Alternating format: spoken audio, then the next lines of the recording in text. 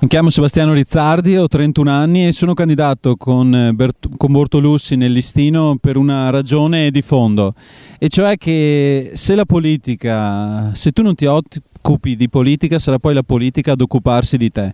Quindi in un certo senso il senso dell'impegno sta in questo: cercare di prendere e di cercare di far scrivere anche in Veneto un film diverso da quello che stiamo strutturando e stiamo sviluppando in questo periodo.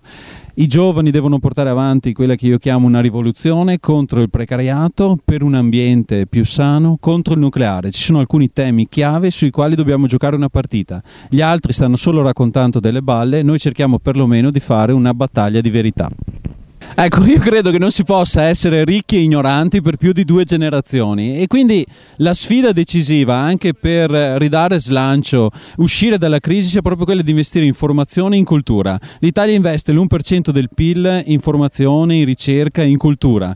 In Europa si investe il 2%, negli Stati Uniti il 3%, quindi va fatta decisamente un cambio di marcia sotto questo punto di vista, perché se noi investiamo nella dimensione della ricerca e della formazione, investiamo su ciò che è il futuro, sui giovani cervelli, non perderemo i cervelli all'estero, li terremo qui ed avremo delle soluzioni per scrivere un mondo migliore, partendo dal Veneto, che può essere il cuore verde e il centro dell'Europa.